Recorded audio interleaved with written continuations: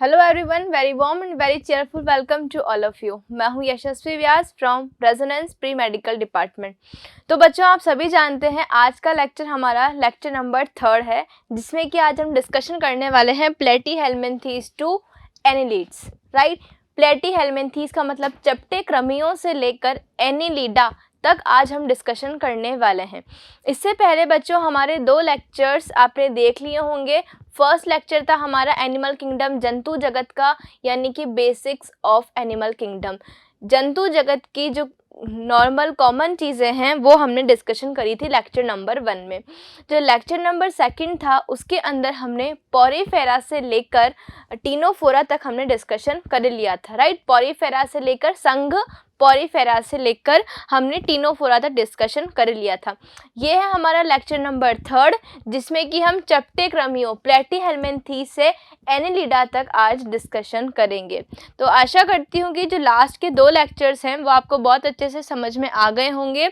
आपने बहुत अच्छे से उन सारी चीज़ों को रिवाइज कर लिया होगा। तो आज हम स्टार्ट करते हैं बेटा प्लेटीहेल्मिन्थ। तो आपको ये जो फर्स्ट इंटरफेस जो नज़र आ रहा है वो सोचा है कि क्या बने हुए हैं ये कुछ प्लेटीहेल्मिन्थीज हैं, इनमें से कुछ एसके हेल्मिन्थीज हैं और कुछ एनिलिडा हैं। तो प्लेटीहेल्मिन्थीज से लेकर एनिलिडा तक आज हम पूरा कवर कर लेंगे। बात समझ में आ गई? तो देखिए, ये प्लेटीहेल्मिन्थीज से कुछ यहाँ पर जो आपको नज़र आ रहे हैं फ्लैट वर्म्स हैं, चपटे कृमि हैं, कुछ एसके हेल्मिन्थीज हैं और कुछ एनिलिड्स हैं। तो आज का लेक्चर हम स्टार्ट करते हैं। देखिए फर्स्ट, तो प्लेटीहेल्मिन्थीज से एनिलिडा तक हम डिस्कशन जब करेंगे तो सबसे पहले आपको पता है, मैं बार बार मैं ये चीज़ रिपीट करती हूँ, मैंने आपको 11 संघों के नाम याद करवाए थे, 11 फाइलम के नाम मैंने आपको याद करवाए थे। कौन कौन से थे जल्दी से रिकॉल कीजिए।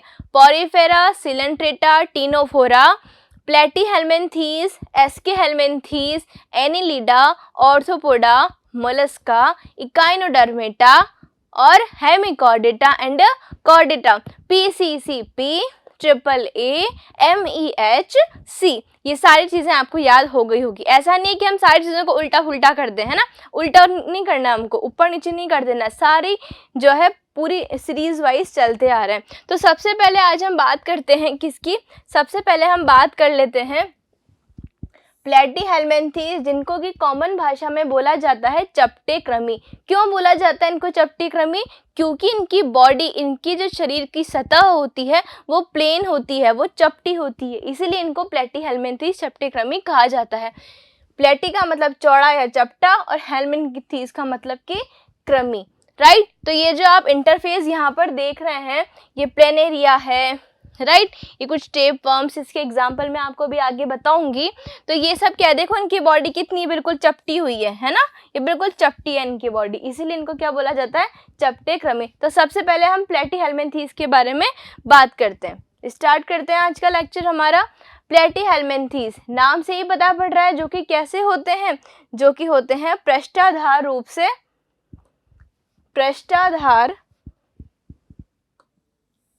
रूप से चपटे कृमि। कैसे होते हैं ये, इंग्लिश में अगर मैं बात करूँ तो डॉर्सली सरफेस से, डॉर्सल सरफेस से कैसे होते हैं ये, चपटे होते हैं। संगठन का स्तर कैसा होता है इनमें, संगठन का स्तर होता है इनमें अंगतंत्र प्रकार का। इससे पहले वाले लेक्चर में जब मैंने आपको जो है पॉरीफेरा से लेकर टीनोफोरा तक बताया था, तो पॉरीफेरा के अंदर कोशिकीय संगठन था।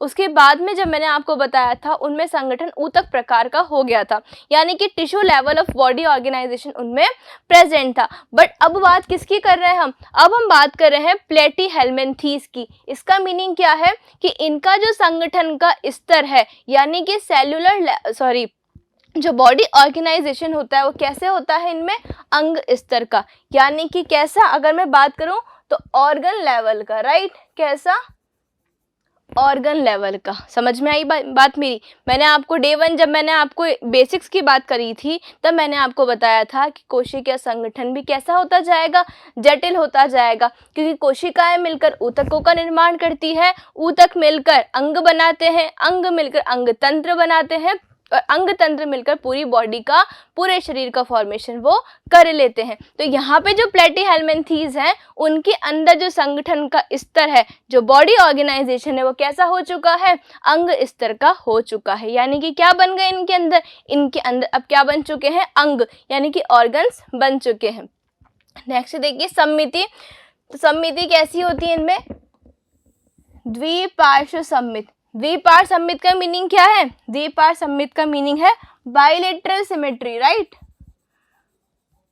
बाइलेटरल सिमेट्री इनके अंदर प्रेजेंट होती है। बाइलेटरल सिमेट्री का मीनिंग क्या है, जब आप एक सिंगल प्लेन से कट करोगे तभी ये दो इक्वल पार्ट्स में विभाजित होंगे, अदरवाइज ये नहीं होते हैं, ठीक है। तो ये बाइलेटरल सिमेट्री है। यहाँ पे भी एक डायग्राम मैंने दिया हुआ है। तो देखिए जनन स्तर कैसा होता है, इनमें त्रिकोरकी जंतु होते हैं। ये त्रिकोरकी जंतु का मीनिंग क्या होता है, ट्रिप्लोब्लास्टिक। क्या बोलते हैं हम इनको, ट्रिप्लोब्लास्टिक, इंग्लिश में ट्रिप्लोब्लास्टिक। ट्रिप्लोब्लास्टिक का मीनिंग क्या होता है, अब देखिए पहले हमने क्या पढ़ा था, द्विकोरकी। द्विकोरकी का मतलब क्या था, जिनके के अंदर जो जनन स्तर है किससे मिलकर बना हुआ है, दो जर्म लेयर से, दो जनन स्तर से। कौन कौन से बच्चों, कौन कौन से, जल्दी से रिकॉल कीजिए। क्या बताया था आपको मैंने आपको बताया था एक्टोडर्म और एंडोडर्म से, यानी कि बाह्यचर्म और अंतःचर्म से मिलकर बना हुआ होता है, वो होते हैं द्विकोरकी जंतु। बट यहाँ पर क्या बता रहे हैं हम, ये कैसे होते हैं, त्रिकोरकी। त्रिकोरकी का मीनिंग क्या है, ट्रिप्लोब्लास्टिक। ट्रिप्लोब्लास्टिक का मतलब ट्राई का मीनिंग तीन। तो तीन क्या है यहाँ पर, तीन यहाँ पर है जर्म लेयर। कौन कौन सी, एक्टोडर्म, एंडोडर्म प्लस मीसोडर्म। मध्यचर्म भी यहाँ पर पाई जाती है। समझ में आ गई बात। तो यहाँ पर जो कैसे जंतु है, त्रिकोरकी जंतु है। नेक्स्ट देखिए गुहा का मीनिंग क्या है, सीलोम। तो ये कैसे होते हैं, ये होते हैं एसीलोमेट। एसीलोमेट का मतलब कि अप्रगुह्य। तो इनके अंदर क्या प्रेजेंट है, यानी कि इनके अंदर सीलोम एब्सेंट है, सीलोम नहीं पाई जाती है इनके अंदर। बात समझ में आ गई। नेक्स्ट आवास, हैबिटाट इनका कैसा होता है, कहाँ पर ये पाए जाते हैं। तो देखिए कहाँ पर पाए जाते हैं, अधिकांश प्राणी कैसे होते हैं, ये मनुष्य तथा अन्य प्राणियों में अंतः परजीवी के रूप में पाए जाते हैं। एंडोपैरासाइट, अगर मैं इंग्लिश में बात करूं तो मैं क्या बोलूंगी इसको, मैं बोलूंगी इसको एंडोपैरासाइट। एंडोपैरासाइट अंतः परजीवी। परजीवी का मतलब, परजीवी का मीनिंग समझते हैं क्या होता है परजीवी का मीनिंग। परजीवी का मतलब होता है कि वे ऑर्गेनिज्म या वे जंतु जब अपना जीवन दूसरे के शरीर पर रहकर जीवन यापन करते हैं वह कहलाते हैं परजीवी जंतु। अब वो डिपेंड करता है कि वो बाहर रह रहे हैं बॉडी के, शरीर के, या फिर वो बॉडी के अंदर रह रहे हैं। अगर वो बॉडी के यानी कि शरीर के अंदर रहकर जीवन यापन कर रहे हैं उनको क्या कहते हैं हम, अंतः परजीवी, एंडोपैरासाइट। बट अगर वो बॉडी के शरीर के बाहर लेकर रहकर अपना जीवन यापन करते हैं तो उनको बोला जाता है जो है एक्सोपैरासाइट। बात समझ में आ गई। तो एंडोपैरासाइट यानी कि अंतः परजीवी के रूप में वो अपना जीवन यापन करते हैं। तो ये बात तो क्लियर हो गई कि ये अधिकांश प्राणी जो है मनुष्य तथा अन्य प्राणियों के अंदर अंतः परजीवी के रूप में जीवन यापन करते हैं। नेक्स्ट कुछ मुक्तजीवी होते हैं। कुछ मुक्तजीवी स्थलीय, स्वच्छ जलीय या समुद्री हो सकते हैं। बात समझ में आ गई। तो इन तरीके से ये यहाँ पर इनका जीवन यापन होता है। नेक्स्ट बात करते हैं हम इसकी। नेक्स्ट देखिए पाचन तंत्र, यानी इनका जो डाइजेस्टिव सिस्टम होता है, इनका डाइजेस्टिव सिस्टम कैसा होता है, अधिकतर अपूर्ण।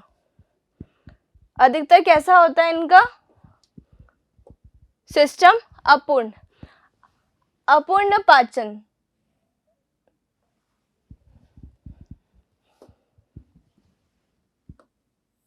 अपूर्ण पाचन पथ इनमें पाया जाता है। अपूर्ण पाचन पथ क्या होता है, अपूर्ण पाचन पथ का मीनिंग कि incomplete digestive system. Incomplete digestive system का मतलब क्या है, इनकम्प्लीट का मतलब जो कंप्लीट नहीं है। बहुत सिंपल सी बात है। कंप्लीट क्यों नहीं है, कंप्लीट इसलिए नहीं है क्योंकि वहां पर एक सिंगल ओपनिंग है। बात समझ में आ रही है। इनकम्प्लीट का बहुत सिंपल है, ये सारी टर्म्स जो है बहुत सिंपल है, फटाफट से समझ में आ जाएंगी। ऐसा कुछ नहीं है इसके अंदर कि आपको समझ में ना आए, बट आपको बस यही चीज़ याद रखनी है किस फाइलम के अंदर, किस संघ के अंदर क्या उपस्थित होता है। अदरवाइज ये टर्म्स जो है बहुत सिंपल है। तो देखिए यहाँ पर हमने क्या बोला, अपूर्ण पाचन पथ। अपूर्ण क्यों है? क्योंकि यहाँ पर एक सिंगल ओपनिंग है, सिंगल गुहा है, यहाँ पर एकल गुहा है जो कि दोनों काम कर रही है। क्या काम कर रही है? फूड को इनटेक करने का, भोजन को अंदर लेने का और बाहर निकालने का। दोनों ही जो काम हो रहे हैं वो एक ही पोर्ट से हो रहे हैं, एक ही छिद्र से हो रहे हैं। परिणाम स्वरूप हम इसको क्या बोलेंगे? हम इसको बोलेंगे अपूर्ण पाचन पथ। बात क्लियर हो गई होगी। नेक्स्ट देखिए, कुछ चपटे क्रमिक खाद्य पदार्थ को परपोषी से सीधे अपने शरीर की सतह से अवशोषित कर लेते हैं। क्या बोला यहाँ पर? शरीर की सतह से अवशोषित कर लेते हैं। यही बताया था हमने आपको। क्या बताया था? ये आपकी एनसीईआरटी की लाइन है पूरी। जो कुछ चपटे क्रमी है, यानी कि क्या है ये मैंने आपको बताया कि ये चपटे क्रमी जो होते हैं ये एंडोपैरासाइट होते हैं, अंतः परजीवी होते हैं। यानी कि बॉडी के ऊपर रहकर या बॉडी के अंदर रहकर क्या करेंगे? कुछ तो बॉडी के अंदर रहेंगे, हो सकता है कुछ बॉडी के बाहर रहें। तो वो बॉडी के सरफेस से, शरीर की सतह से क्या करेंगे? ये शरीर की सतह से सीधे ही भोजन को क्या करेंगे? अवशोषित कर लेंगे। बात समझ में आ गई। नेक्स्ट देखिए, ये जो आपको डायग्राम दिख रहा है, ये देखिए चपटे क्रमी, इनकी बॉडी देख रहे हैं आप, बिल्कुल प्लेन है। देखिए बिल्कुल प्लेन है, यहाँ पर देखिए बिल्कुल प्लेन बॉडी है इनकी। बहुत अच्छे डायग्राम मैंने आपके लिए लेकर आई हूँ, तो बहुत अच्छे से देखिए, विजुअलाइज कीजिए ताकि आप समझ पाए कि इनको प्लेटीहेल्मिन्थेस चपटे क्रमी क्यों कहा जा रहा है। तो देखिए यहाँ पर नेक्स्ट, परिसंचरण तंत्र। परिसंचरण तंत्र का मीनिंग क्या होता है? Circulatory system. तो वो कैसा होता है इनमें? वो होता है इनके अंदर अनुपस्थित, एब्सेंट होता है बेसिकली। नेक्स्ट बात करते हैं हम इनकी प्रजनन, रिप्रोडक्शन कैसा पाया जाता है इनके अंदर। तो इनके अंदर जो रिप्रोडक्शन होता है, निषेचन, यानी कि कैसा होता है? आंतरिक निषेचन इनके अंदर पाया जाता है। इंटरनल फर्टिलाइजेशन इनके अंदर पाया जाता है। नर तथा मादा अलग अलग नहीं होते। अगर अलग अलग नहीं होते तो उनको क्या बोल सकते हैं हम? द्विलिंगी। और मैंने आपको कल एक टर्म बताई थी, मैंने आपको क्या बोला था उसके लिए? उस टर्म का मीनिंग क्या था? बताइए जल्दी से। हर्मेफ्रोडाइट, याद है?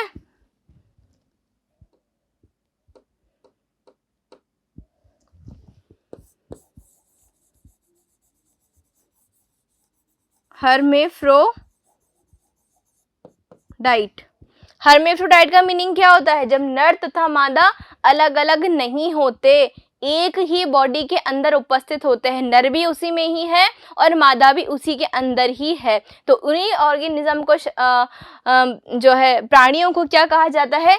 द्विलिंगी प्राणी। द्वि का मतलब, द्वि का मीनिंग क्या होता है? जल्दी से बताइए। द्वि का मीनिंग दो, और लिंग का मतलब लिंग, यानी कि बोथ सेक्सेस, दोनों लिंग किसके अंदर उपस्थित होंगे?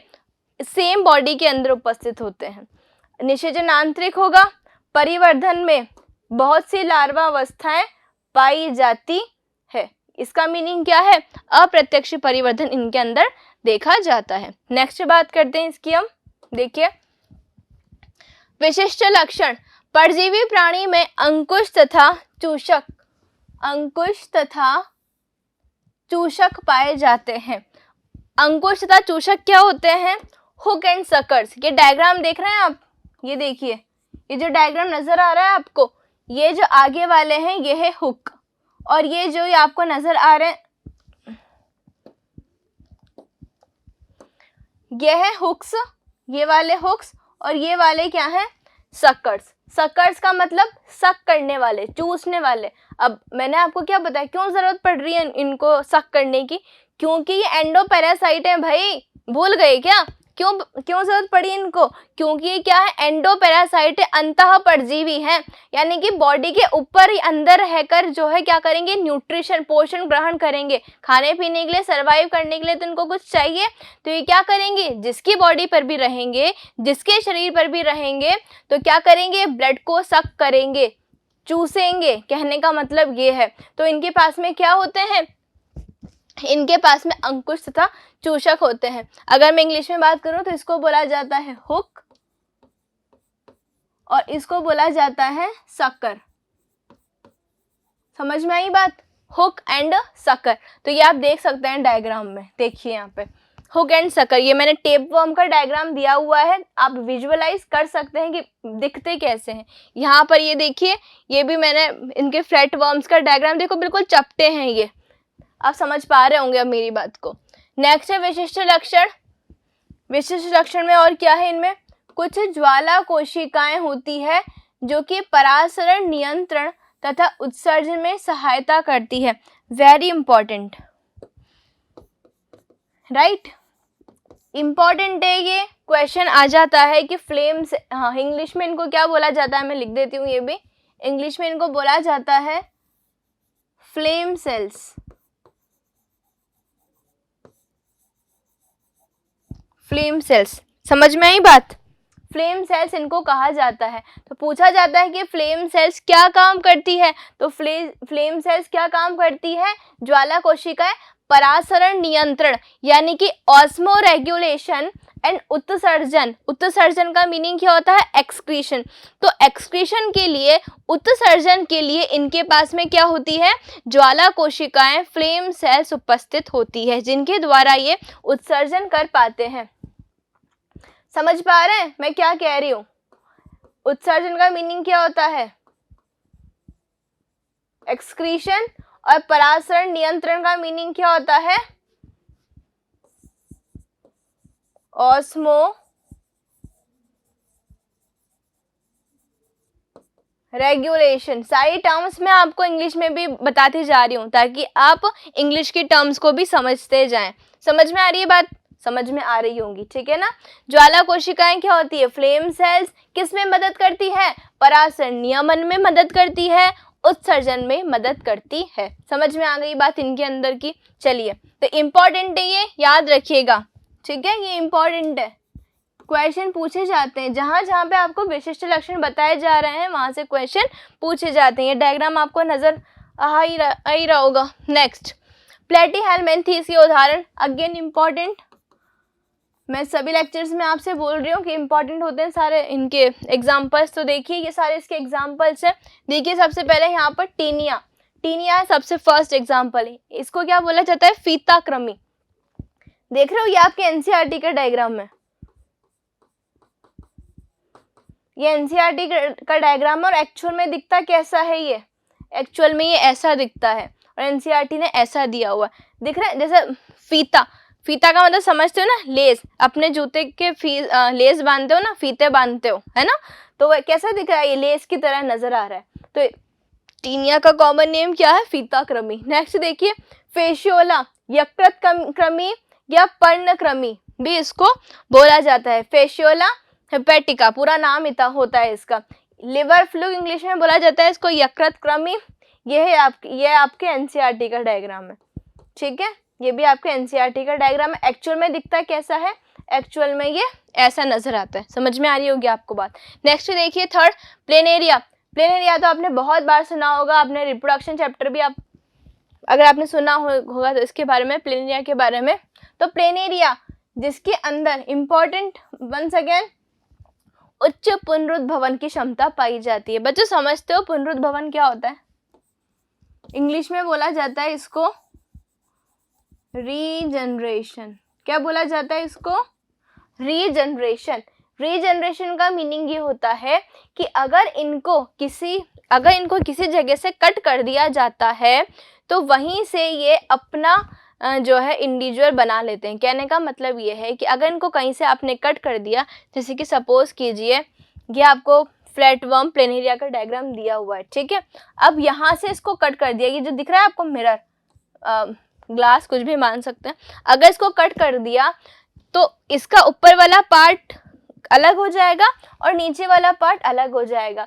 तो ऊपर वाले से नीचे वाला पार्ट अपने आप बन जाएगा, अपने आप अंग निर्माण हो जाएगा। और नीचे वाला पार्ट कट कर दिया तो ऊपर वाला पार्ट अपने आप आ जाएगा। अगर इसकी आप 30 पीसेस भी कर देते हो तो हर एक पीस नया प्लेनेरिया बना लेता है। जैसे कि मान लो ये मान लीजिए मैंने ये बनाया, ये मैंने प्लेनेरिया बनाया। अब इसके मैंने इतने सारे टुकड़े कर दिए, तो ये वाला भाग अलग प्लेनेरिया बना लेगा, ये अलग बना लेगा, ये अलग बना लेगा और ये अलग बना लेगा। समझ में आई मेरी बात, क्या बोल रही हूँ मैं, यही बोलना चाह रही हूँ। तो ये हर एक पार्ट क्या बना लेता है, इसका एक नया प्लेनेरिया बना लेता है। इसी क्षमता को बोला जाता है पुनरुद्भवन, यानी कि रीजनरेशन की कैपेसिटी। छिपकली को देखा है, छिपकली को सभी ने देखा है, उसकी टेल देखिए, टेल कट जाती है, वहीं से बन जाती है, तो वो भी क्या एक तरह से पुनरुद्भवन। समझ में आ गई बात। तो यहाँ पर इनके पास में, प्लेनेरिया के पास में रीजनरेशन की, पुनरुद्भवन की अच्छी क्षमता पाई जाती है। ये प्लेनेरिया है, ये ऐसा दिखता है, ये डायग्राम भी आपके सामने दिखाया हुआ है। तो प्लेटीहेल्मिन्थेस हमने कवर कर लिए हैं। प्लेटीहेल्मिन्थेस के एग्जाम्पल कौन कौन से पढ़े हमने, फीताकृमि, टीनिया, सोलियम और फेशियोला, यकृतकृमि, लिवर फ्लूक भी बोला जाता है, पर्णकृमि भी बोला जाता है। ये आपके एनसीईआरटी के डायग्राम्स हैं, सो आपको ये याद करने हैं। तो प्लेटीहेल्मिन्थेस हमारा कवर हो चुका है। नेक्स्ट बात करते हैं हम, इसके बाद में हम नेक्स्ट बात करते हैं वो एसके हेल्मिन्थेस की। समझ में आ गई बात। एसके हेल्मिन्थेस, प्लेटीहेल्मिन्थेस का मीनिंग क्या था, चपटे कृमि। कैसे थे भाई, चपटे थे, ठीक है। एसके हेल्मिन्थेस क्या है, नाम तो वैसा ही लग रहा है, नहीं, यहाँ पे डिफरेंस है। क्या डिफरेंस है, यहाँ पे नर तथा मादा एक तो अलग अलग होंगे, और यहाँ पे इनका नाम और बोला जाता है गोलकृमि। उनको क्या बोल रहे थे हम प्लेटीहेल्मिन्थेस को, चपटे कृमि, क्योंकि वो चपटे होते हैं। इनको क्या बोला जाता है, गोलकृमि। गोलकृमि क्यों बोलते हैं, राउंड वर्म्स, यानी कि इनकी बॉडी कैसी होती है, सर्कुलर होती है, घूमी हुई होती है, गोल होती है। समझ में आई मेरी बात। तो इसीलिए इनको क्या बोला जाता है, गोलकृमि बोला जाता है। ये देखो कितने सारे डायग्राम आपके लिए लेकर आए, दिख रहे हैं कि कितने सारे कितने सारे डायग्राम है। ये सारे जो डायग्राम्स है किसके हैं, ये सारे डायग्राम्स जो है एसके हेल्मिन्थेस के हैं, ठीक है। तो चलिए नेक्स्ट, एसके हेल्मिन्थेस। तो इसके अंदर देखिए, एसके हेल्मिन्थेस के अंदर यहाँ पर अंगतंत्र स्तर का संगठन कैसा होगा, इनमें वही organ level of body organisation. सम्मिति, सम्मिति कैसी होती है, द्विपार्श्व सम्मिति, यानी कि बायलेटरल सिमेट्री पाई जाती है इनके अंदर। जनन स्तर वही त्रिकोरकी, त्रिकोरकी का मीनिंग क्या होता है, ट्रिप्लोब्लास्टिक। गुहा कैसी होती है, कूट प्रगुहीय। कूट प्रगुही का मीनिंग क्या होता है, इसका मीनिंग होता है सूडोसिलोमेट।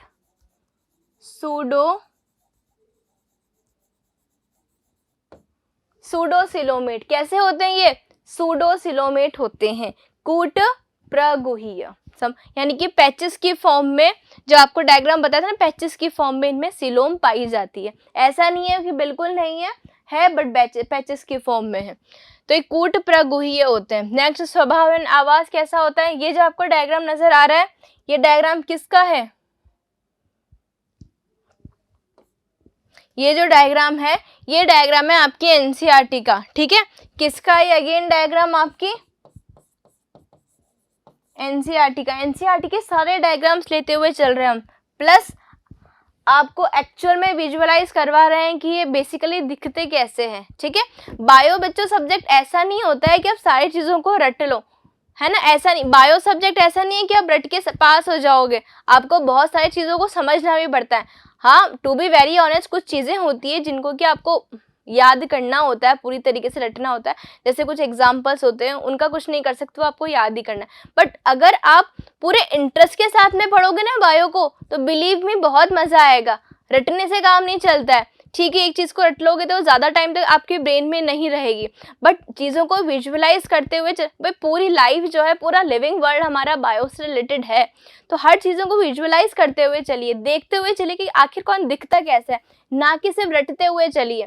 सारी चीज़ों को हम आपको दिखाए इसलिए रहे ताकि आपको समझ में आए कि होते कैसे हैं, दिखते कैसे हैं, ताकि कभी सामने आ जाए तो पता पड़ जाए कि अरे हाँ, ये तो यही वाला था, ठीक है। तो देखिए यहाँ पर स्वभाव एवं आवास, मुक्त जीवी, जलीय, स्थलीय, ये होते हैं। पौधे तथा प्राणियों में परजीवी भी होते हैं तथा ये मृदा में भी पाए जाते हैं। तो ये तो हो गया इनका हैबिटाट। नेक्स्ट बात करते हैं हम इसकी पाचन पथ। तो पाचन पथ कैसा होता है, इनके अंदर आहार नाल पूर्ण होती है। ओहो, आहार नाल कैसी होती है इनके अंदर, पूर्ण आहार नाल। पूर्ण का मतलब क्या है, अब यहाँ पे दो पोर होंगे, इनटेक के लिए, भोजन को अंदर लेने के लिए और बाहर निकालने के लिए। अंदर लेने के लिए और बाहर निकालने के लिए दोनों के लिए अलग अलग है, इसलिए क्या बोला गया है, आहार नाल पूर्ण।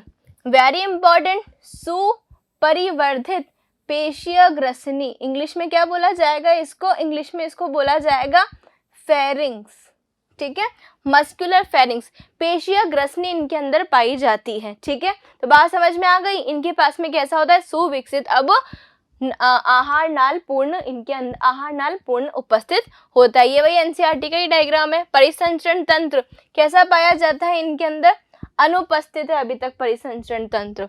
उत्सर्जन तंत्र, उत्सर्जन नाल या फिर एक्सक्रीटरी ट्यूब इनके अंदर पाई जाती है। समझ में आ रही है बात।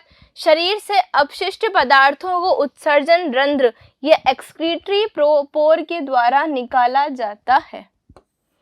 रंध्र का मीनिंग क्या होता है, पोर। तो यहाँ पर क्या है, उत्सर्जन के लिए, बॉडी के वेस्ट को निकालने के लिए यहाँ पर एक्सक्रीटरी ट्यूब पाई जाती है। किसके द्वारा, एक्सक्रीटरी पोर के द्वारा बाहर निकाल दिया जाता है उत्सर्जन को, उत्सर्जन के द्वारा, यानी कि जो भी वेस्ट है बॉडी के बाहर एक्सक्रीटरी पोर उत्सर्जन रंध्र के द्वारा बाहर निकाल दिया जाता है। नेक्स्ट बात करते हैं हम इसकी, कुछ समुद्री निमेटोड्स में रेनिट ग्रंथि भी रेनिट ग्रंथि कोशिका पाई जाती है। ये यहाँ पे जब आप एक्सक्रीशन चैप्टर पढ़ोगे बच्चों ह्यूमन फिजियोलॉजी के अंदर, वहाँ पर आपको बताया हुआ है कि किस ऑर्गेनिज्म के अंदर क्या प्रेजेंट होता है एक्सक्रीशन के लिए।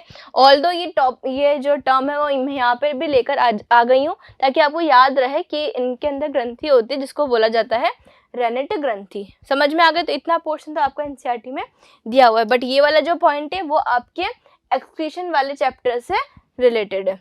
नेक्स्ट बात करते हैं ये वही, तो देखिए नर और ये मादा है, ठीक है। अभी आपको बताऊंगी मैं कि इनको क्यों बोला जाता है गोलकृमि। नेक्स्ट, जनन तंत्र, नर तथा मादा, नर तथा मादा एक लिंगाश्रयी। अभी तक क्या पढ़ रहे थे हम, क्या पढ़ रहे थे अभी तक, हम पढ़ रहे थे द्विलिंगाश्रयी। द्विलिंगाश्रयी का मीनिंग क्या होता है, द्विलिंग यानी कि दो लिंग इनके अंदर उपस्थित है। द्विलिंग का मतलब क्या है, मेल और फीमेल, नर तथा मादा दोनों ही एक के अंदर उपस्थित होते हैं। बट यहाँ पर क्या हो गया, यहाँ पर एक लिंग हो गया, यानी कि नर तथा मादा दोनों अलग अलग पाए जाएंगे। यहाँ पर डायग्राम में देख रहे हो आप, यहाँ पर डायग्राम में ये है नर और ये है मादा, यानी कि नर अलग है और मादा अलग है। तो ये कैसे हो गए, ये हो गए यूनिसेक्सुअल। क्या बोलेंगे इसको हम, एक लिंगाश्रयी को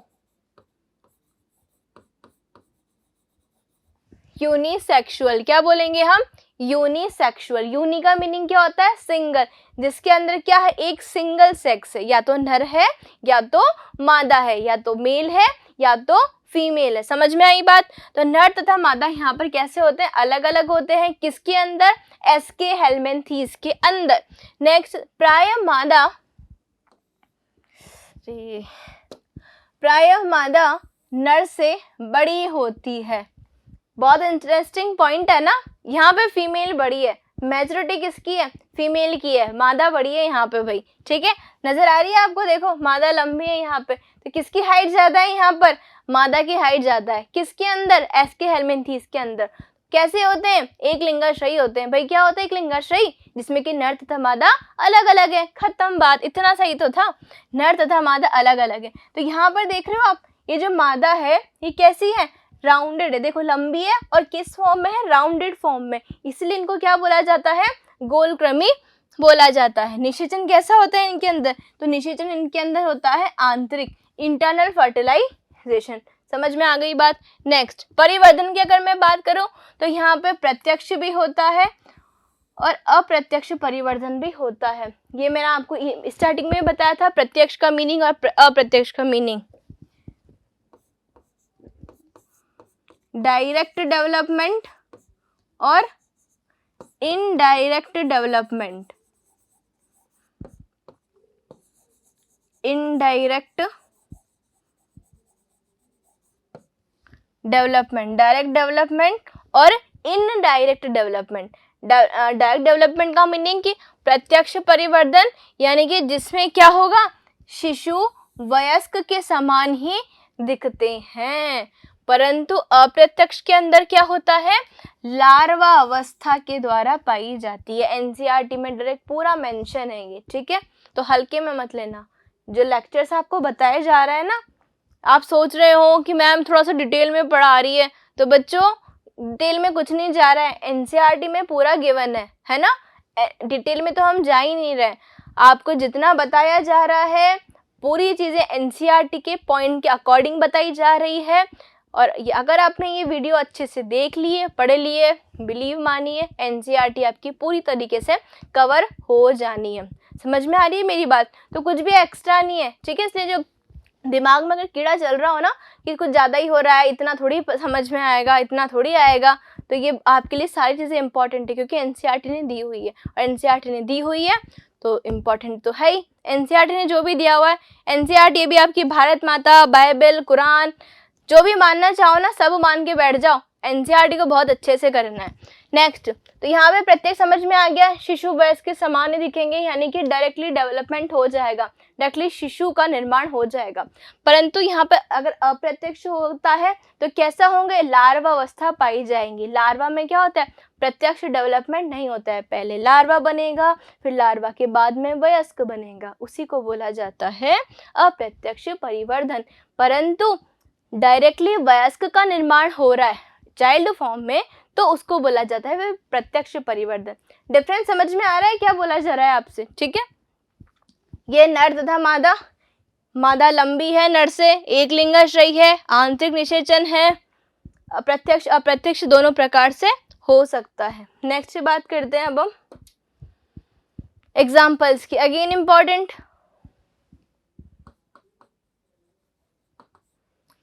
है, कौन कौन से, वही एनसीईआरटी के ही है। एस्केरिस क्या बोला जाता है इसको, गोलक्रमी। वुचेरिया फाइलेरिया क्रमी। एस्केरिस ये एक डिजीज कॉज करता है, एक बीमारी कॉज करता है। ह्यूमन हेल्थ डिजीज आपके 12th में चैप्टर है, जब आप पढ़ोगे। बट एस्केरियसिस, एस्केरियता, हिंदी में अगर मैं बात करूं तो एस्केरियता, एस्केरियसिस बीमारी कॉज करता है। ये कौन, एस्केरिस। बात समझ में आई? क्या बोलते हैं इसको, गोलक्रमी। देख रहे हो, rounded rounded rounded structure form कर रहा है ये, इसी को बोला जाता है गोलक्रमी। नेक्स्ट है वुचेरिया फाइलेरिया क्रमी।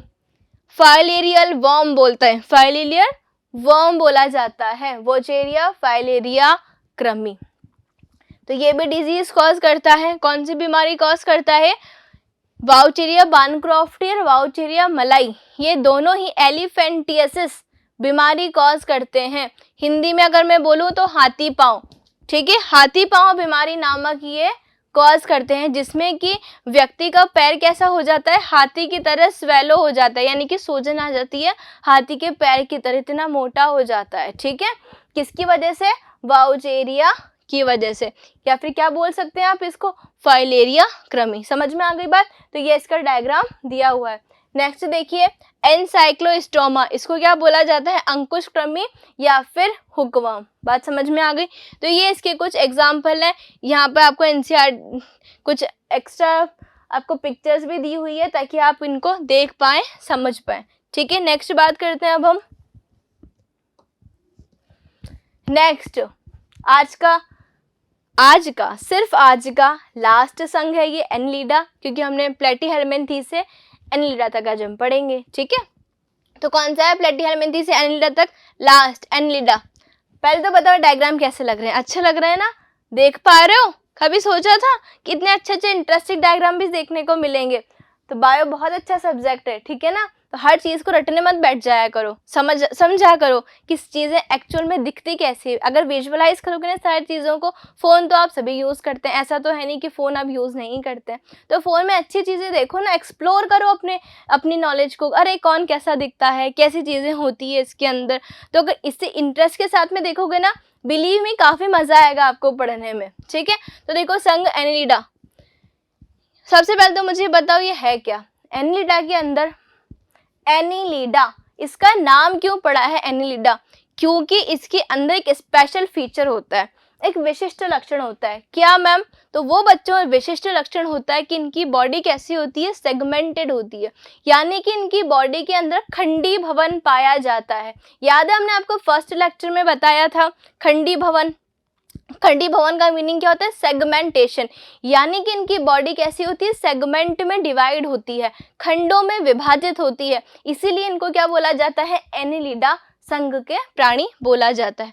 तो ये जो आपको डायग्राम दिख रहा है ना, ये डायग्राम किसका है, जल्दी से बता दो। तो दिखेगा ही नहीं इसमें।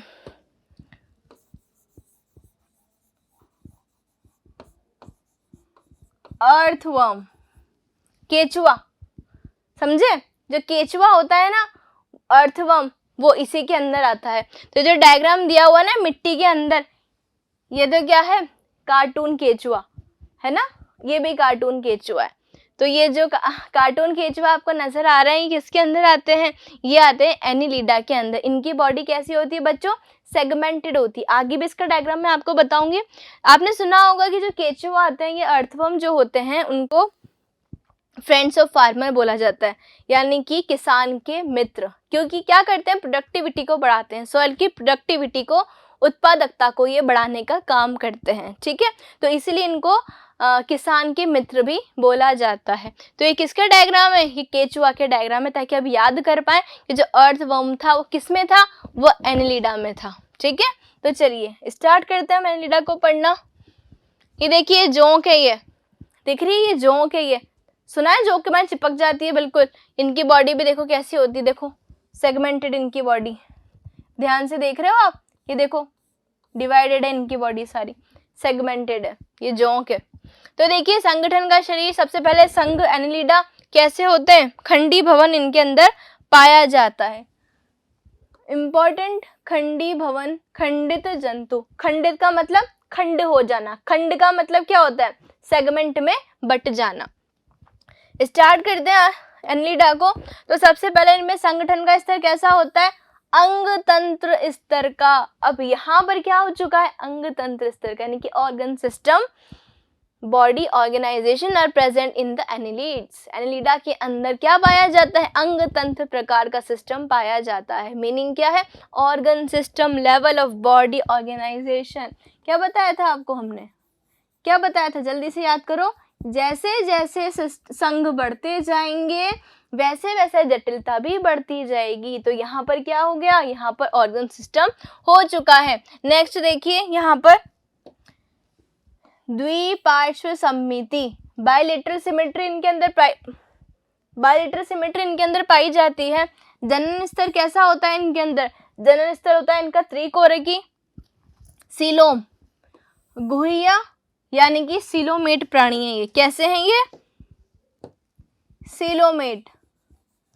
देखिए अब क्या पाई जाती है इनके अंदर, सीलोम पाई जाती है। सीलोम का मतलब क्या बताया था मैंने आपको, गुहा। तो इनके अंदर गुहा पाई जाती है। नेक्स्ट बात करते हैं हम इसकी आवास व स्वभाव, हैबिट एंड हैबिटाट इनके अंदर कैसा होता है। तो ये प्राणी कैसे होते हैं बच्चों, जलीय। कैसे होते हैं ये प्राणी, जलीय। जलीय का मतलब एक्वेटिक, लवणीय तथा अलवणीय जल में पाए जाने वाले। जलीय को क्या बोलेंगे हम, एक्वेटिक। और लवण का मतलब खारे पानी में, समुद्री। और अलवण का मीनिंग क्या होता है, जो कि लवण से रहित, यानी कि जिसमें कि लवण नहीं होंगे। वो कैसा पानी होगा, स्वच्छ जल होगा, फ्रेश वाटर। तो फ्रेश वाटर में भी पाए जाते हैं ये। और लवणीय का मीनिंग क्या होता है, लवणीय का मीनिंग होता है, जल्दी बताइए, लवणीय के मीनिंग जिसमें लवण है, यानी कि सॉल्ट है, यानी कि वो फ्रेश वाटर नहीं है। कंफ्यूज तो नहीं हो रहे हो, समझ में आ रहा है ना। चलिए नेक्स्ट देखिए, अथवा स्थलीय। कैसे हो सकते हैं ये, स्थलीय भी हो सकते हैं। कैसे होते हैं ये प्राणी, जलीय तो होते ही हैं, लवण में भी पाए जाते हैं, मेराइन भी हो सकते हैं, और फ्रेश वाटर भी हो सकते हैं। अब समझ में आएगी होगी बात।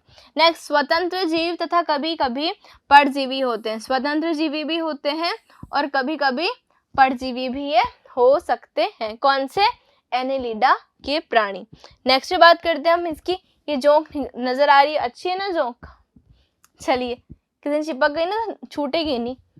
देखिए पाचन पथ, सबसे पहले पाचन पथ कैसा होता है इनके अंदर, तो पाचन पथ होता है इनके अंदर पूर्ण, कंप्लीट डाइजेस्टिव सिस्टम इनके अंदर प्रेजेंट होता है। नेक्स्ट श्वसन तंत्र, तो श्वसन जो है किसके द्वारा होता है, त्वचा के माध्यम से, किसके द्वारा, त्वचा के माध्यम से, त्वचीय होता है इनके अंदर। कुछ में क्लोम तथा गिल्स, ब्रेनकियल श्वसन के नाम से भी बोला जाता है, तो इनमें श्वसन के लिए क्लोम या गिल्स भी पाए जाते हैं। तो ये आपको याद रखने, एक विशिष्ट लक्षण के अंदर ही आ जाते हैं ये भी। नेक्स्ट देखिए उत्सर्जन तंत्र, तो यहाँ पर क्या होता है, तो यहाँ पर क्या होता है, यहाँ पर होता है वृक्कक, नेफ्रिडियम, ठीक है, नेफ्रिडिया भी बोला जाता है। तो क्या होते हैं इनके अंदर, ये इंपॉर्टेंट है ना, इससे क्वेश्चन आ जाता है, इससे क्वेश्चन आ जाता है, इंपॉर्टेंट है।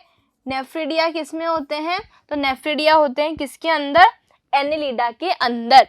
क्या करते हैं, परासरण नियमन में मदद करते हैं, परासरण नियमन तथा उत्सर्जन में सहायक। नेफ्रिडिया किस में पाए जाते हैं, तो नेफ्रिडिया होते हैं एनेलिडा के अंदर, किसमें हेल्प करते हैं, उत्सर्जन तथा परासरण नियमन, ऑस्मो रेगुलेशन में भी ये मदद करते हैं। नेक्स्ट देखिए तंत्रिका तंत्र, बच्चों ये सारे विशिष्ट लक्षण ही हैं, मैं आपको फिर बता रही हूँ। पहले विशिष्ट लक्षण जो, यानी कि आपने देखा होगा कि जब स्टार्टिंग में हमने स्टार्ट किया है श्वसन तंत्र, पाचन पथ, उत्सर्जन, तंत्रिका तंत्र, यहाँ पे इतना डेवलप नहीं थे पहले, बट अब क्या हो चुका है, धीरे धीरे संघ आगे बढ़ते जा रहे हैं, डेवलपमेंट बढ़ता जा रहा है। तो यहाँ पर क्या होगा, यहाँ पर कॉम्प्लेक्सिटी, जटिलता भी बढ़ती जाएगी। तो जैसे जैसे जटिलता बढ़ती जा रही है तो विशिष्ट लक्षण भी इनके बढ़ते जा रहे हैं। तो विशिष्ट लक्षण ऑल्दो मैंने कुछ अलग से भी बताए हैं, बट जो उत्सर्जन तंत्र, श्वसन तंत्र, इनमें जो है वो आपको याद रखने हैं, ठीक है। तो देखिए उत्सर्जन तंत्र के अंदर वृक्कक होते हैं, एक वचन में नेफ्रिडियम, नेफ्रिडिया भी आप बोल सकते हो, किसमें मदद करते हैं, परासरण नियमन तथा उत्सर्जन में। तंत्रिका तंत्र देखिए, तो यहाँ पर क्या होती है, यहाँ पर एक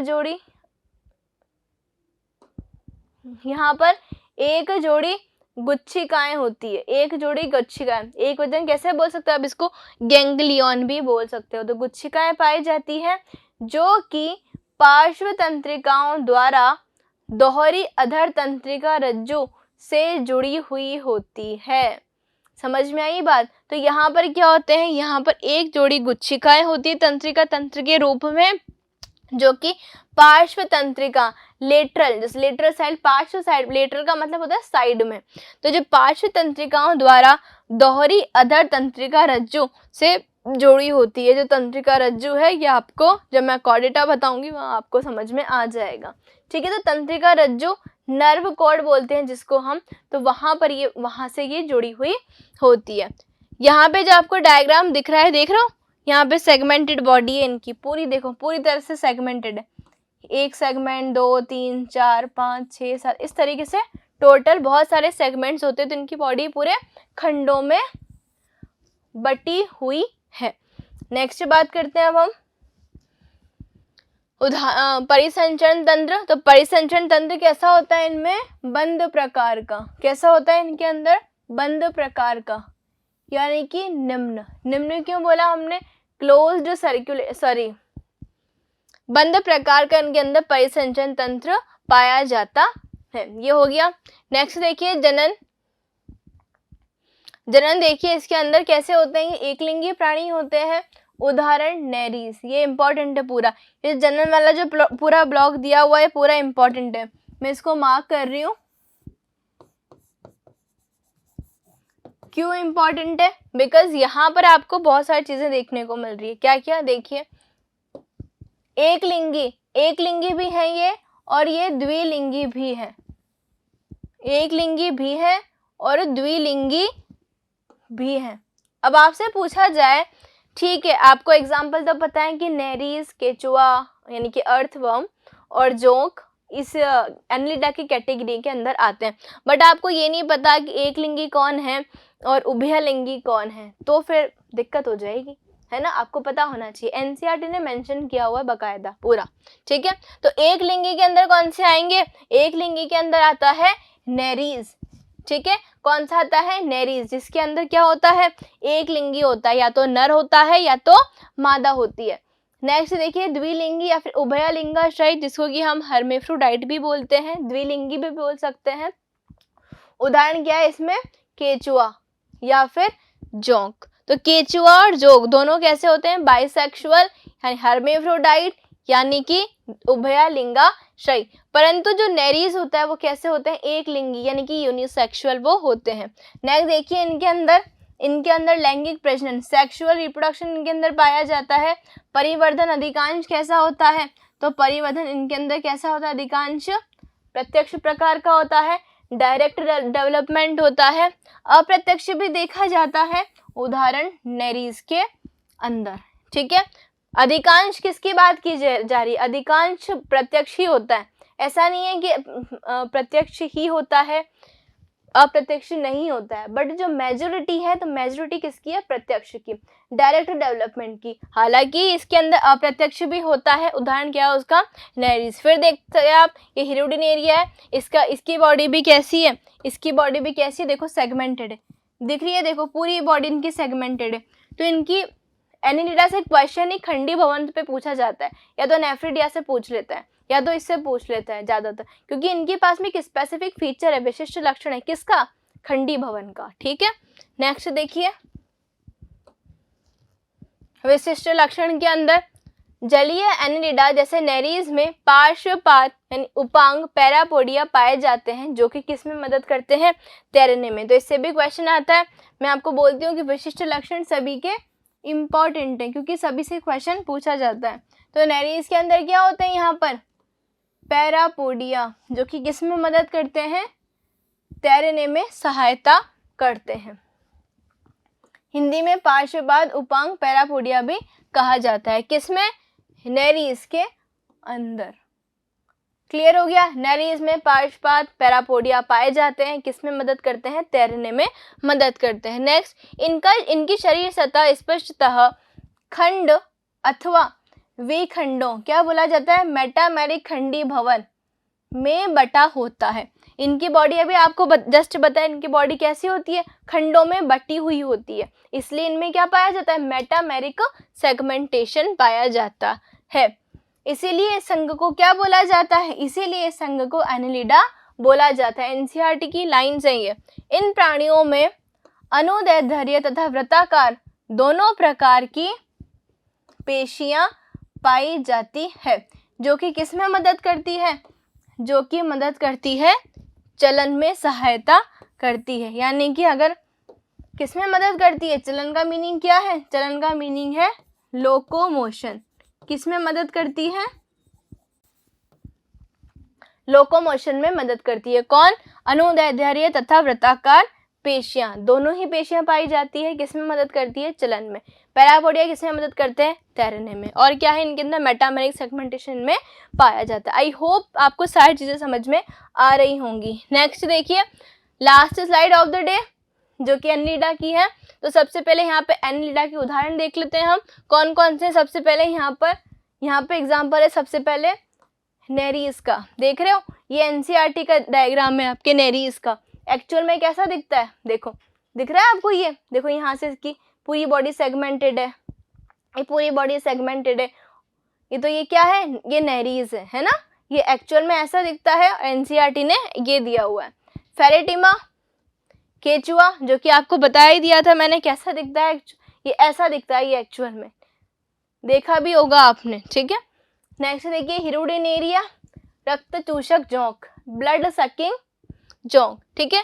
ब्लड को सक करता है, किसको? ब्लड को, इसीलिए क्या बोला जाता है इसको? रक्त चूषक जोंक। क्या बोला जाता है? हिरुडिनेरिया। हिरुडिनेरिया, ये जो डायग्राम आपको दिया हुआ है किसका है? ये हिरुडिनेरिया का। एक्चुअल में कैसा दिखता है? ये ऐसा दिखता है, और एनसीईआरटी ने ये डायग्राम दिया हुआ है। तो बच्चों ये आज हमने कंप्लीट कर लिया हमारा टारगेट, दैट इज एनिलिडा तक हमने, संघ एनिलिडा तक हमने पढ़ लिया। तो अभी तक हमने क्या पढ़ लिया? बेसिक्स हमने कवर कर लिए हैं, पॉरीफेरा, सिलेंट्रेटा, टिनोफोरा। आज के लेक्चर में प्लेटीहेलमिन्थीज, एस्के हेलमिन्थीज और एनलिडा तक हमने कवर कर लिया है टोटली। समझ में आ गई बात?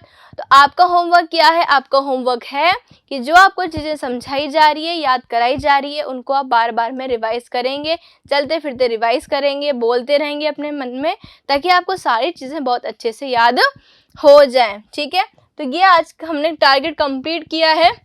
तो thank you so much everyone, keep learning. Homework आपको बता ही दिया है मैंने। नेक्स्ट जो लेक्चर होगा हमारा, उसमें हम आज हमारा एनलिडा तक कंप्लीट हो गया।